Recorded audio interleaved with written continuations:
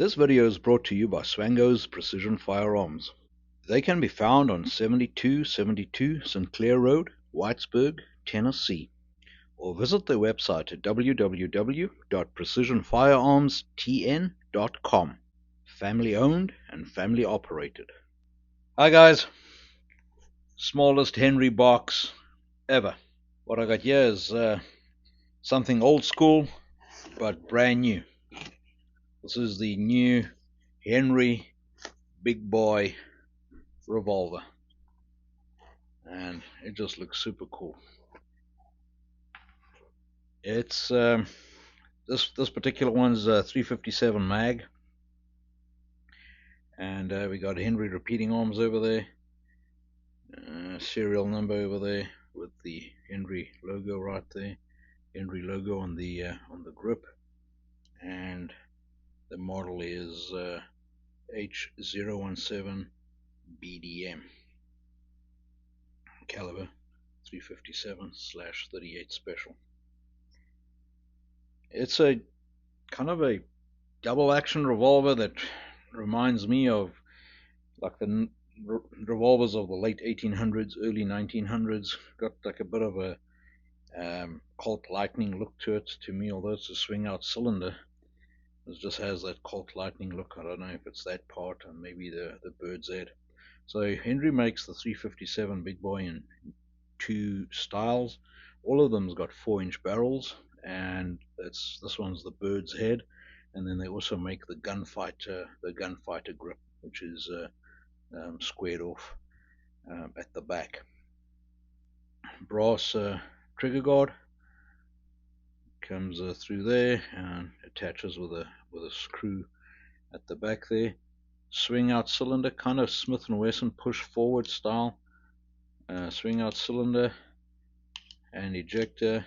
Cylinder turns anti-clockwise, and it's got a transfer bar on the firing pin, and a really big loop trigger guard. Maybe that's the other part that reminds me of a Colt Lightning. Interesting, it's got a fixed sight at the back, and also a fixed post at the front, but in the box there's a bag of 2 extra sights, and you get your elevation adjustment with these sights. So it's just extra blades.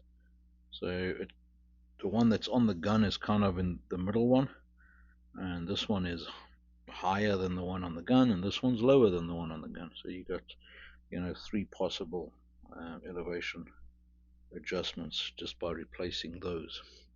Obviously not meant as a target adjustment, and there's also no windage adjustment on them.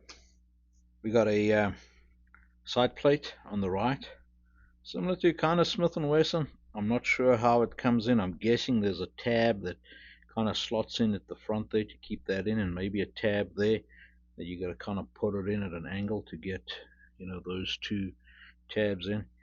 There's a screw right there. I'm not sure if that is the access pin also for the trigger. I don't know. And one screw at the back there that holds that in. What's under the grips, I'm not sure, and this is not my gun, and I don't have the liberty to pull it apart to see.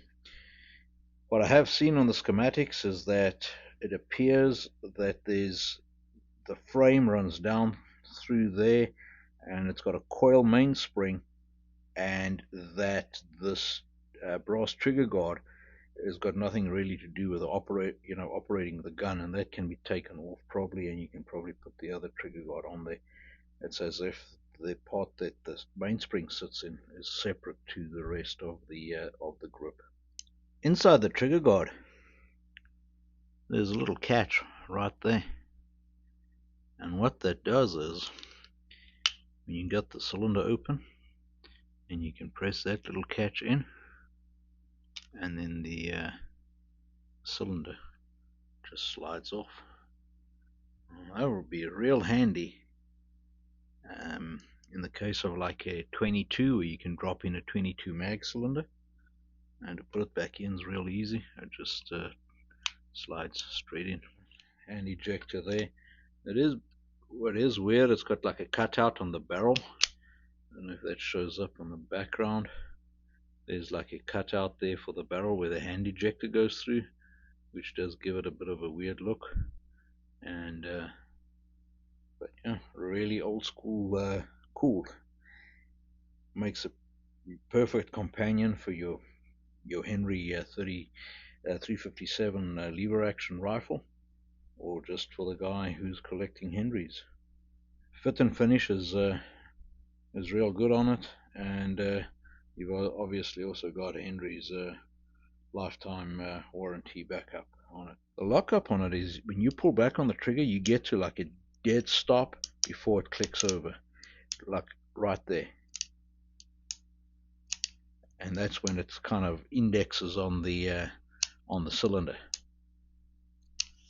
I mean, it's like a real positive lockup. Anyway, guys, I hope you found that interesting. Just a quick overview. Stay safe. We talk again. Cheers.